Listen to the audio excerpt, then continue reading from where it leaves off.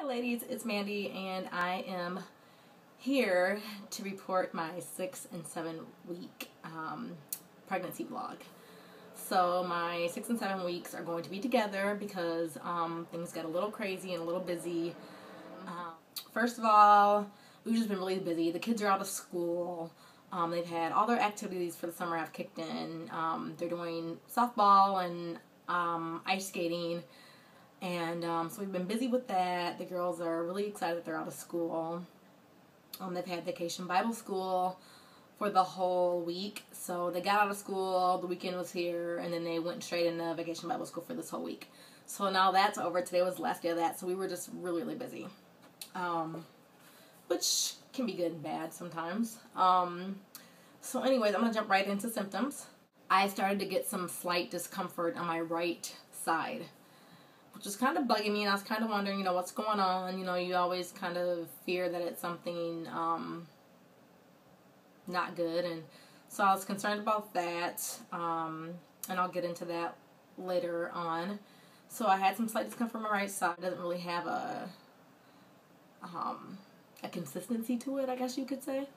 On top of that, I've had serious bloat.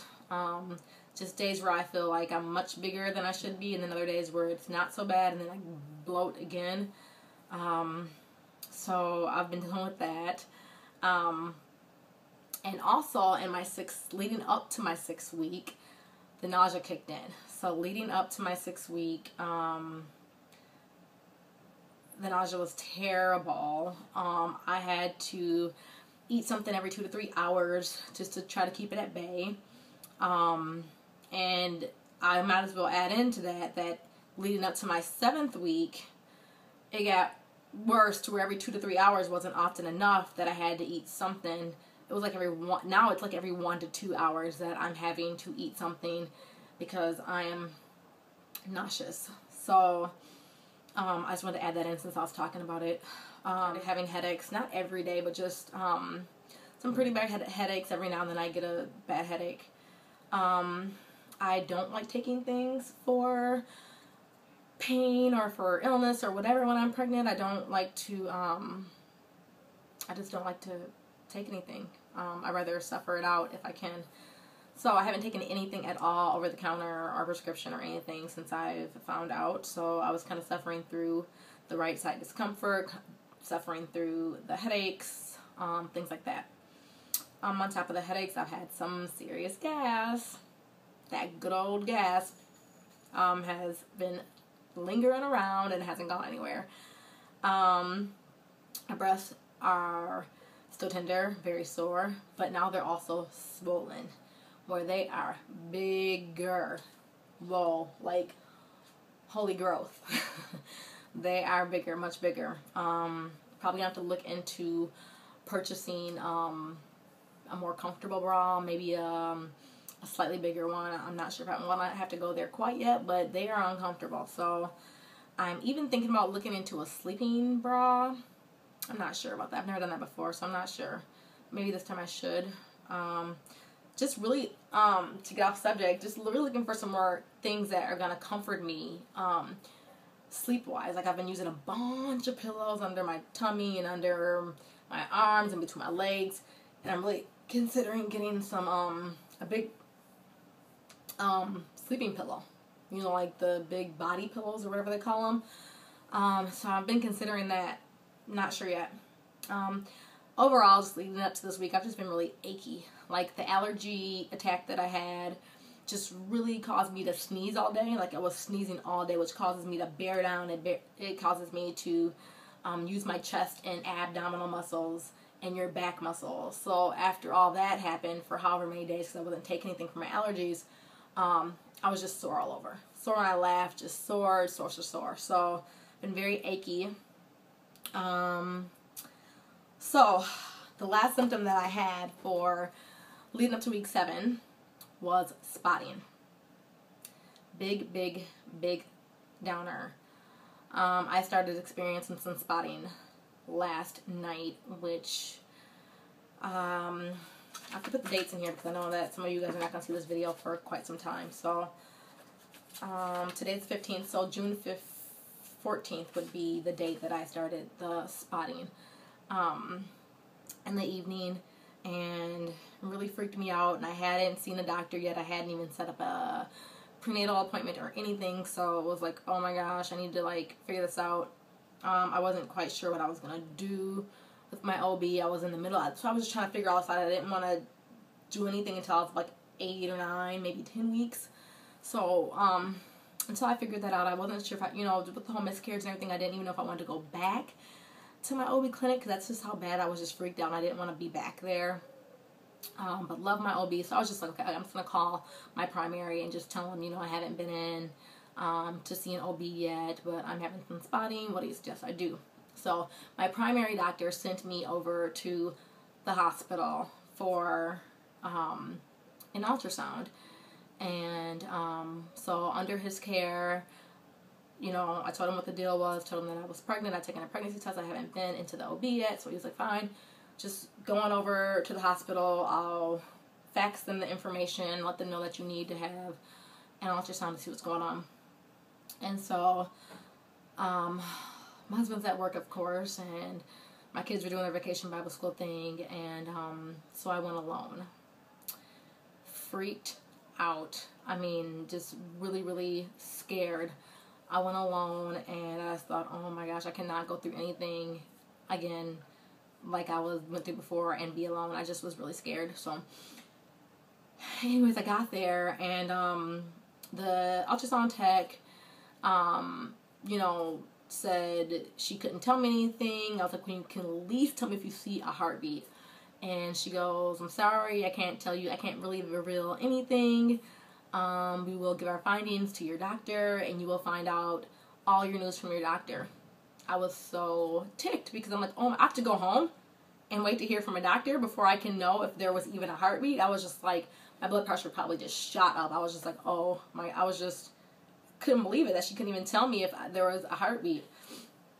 So, I laid there, and I, okay, I'm not even gonna look. So I just like covered my eyes, put my head to the side, and she was doing it, and I'm just bawling. I'm just bawling out of control, just overwhelmed with emotion, and just thinking that I don't know what she's looking at, if she's looking at anything. And so she's done with this was the external ultrasound.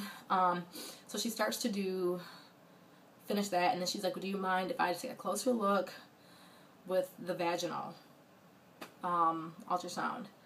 And I didn't know what to think. I was like, oh my gosh, she really can't see anything, and wants to go vaginal to see if maybe there's a possibility that she will. And I'm just like, oh, I mean, it was terrible. Oh my, it was so terrible, you guys. So she did a vaginal, and she goes, you can look. She was like, I found a heartbeat. And I was like, I mean, before I could even look, when she just said that, it just got worse. Like, I couldn't even see. I was crying so hard. And she goes, well, no, but you want to take a look. So I looked over at the screen, and she shows me, and my eyes must have bugged out my head when I seen the 2 sacs that she was pointing to with little flickering heartbeats. Yes, I said 2 sacs. Yes, I said heartbeats. When I figured out that there was 2 babies with heartbeats in my uterus, both planted in my uterus, I thought that I was going to pass out. Like, I literally thought that I was going to pass out. I thought I was emotional before. There was nothing like the emotion that I felt when I looked over at the screen and seen those 2 sacs with those 2 heartbeats. Never in a million years would I have never thought about having twins. Never was one of those people where like I wanted or wished to have twins, or they run in my family or anything like that. I was so overwhelmed and so thankful, and so felt so blessed, and I was just so taken that there was a heartbeat at all, let alone two. We're having twins. We are having twins. Baby A is measuring 7 weeks. Baby B is measuring 7 weeks in 1 day. They both had identical heart rates of 130. They are in separate sacs. They have separate yolk sacs. So they're not identical twins. They're going to be fraternal twins. My belly for this week is measuring 29.5 inches. It was 29.5 and now it's 29, I think, in 3/4. So it's not that big a difference. So yes, holy information. I hope you guys just took all that in that I just said. I can't tell you guys how overjoyed I am. I went in for the spotting. Oh, let me tell you what the spotting is. The spotting is something that was coming from, let me see what it's called, a subchorionic, SUBCHORIONIC, subchorionic hemorrhage.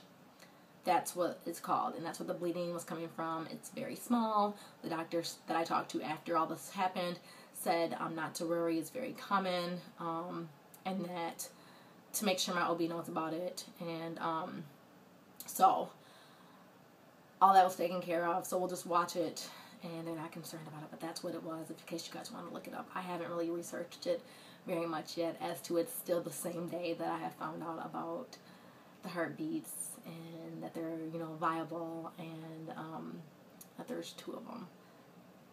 2 rainbow babies. I can't even, I'm so taken after having a miscarriage in January. God's blessed me with 2 babies. And this is going to be a long journey. It's going to be a long journey. It's never easy, to carry multiples, and it will be a long journey, but I'm going to pray like I've been praying this whole time. And I hope that you will add me into your prayers. I know a lot of you already pray for me, so thank you, and we are so grateful for all your prayers. And I'm ready for this journey. I will do whatever it takes. I'll stand on my head if I have to get these babies to a safe place in the pregnancy. I'll do everything within my power, and the rest is up to God. So, thank you guys so much for watching. I do want to add that I did talk to my OB about this afterwards, and I made an appointment right away. I'm going to be seeing my OB or having my first prenatal appointment and another ultrasound, because when I told I talked directly to my OB after this happened, and he said that he wants me in for an ultrasound. He wants to keep a very tight look on that subchorionic hemorrhage, and he wants to have their own ultrasound, so I will get to see babies again. June 28th is our appointment.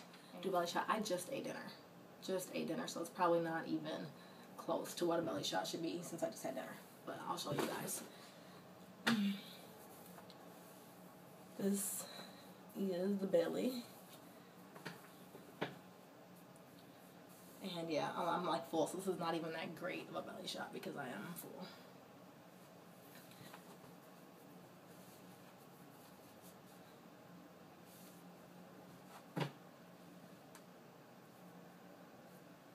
I see. I will see you guys for week 8 very soon. Thank you guys so much for watching. I'll talk to you later. Bye.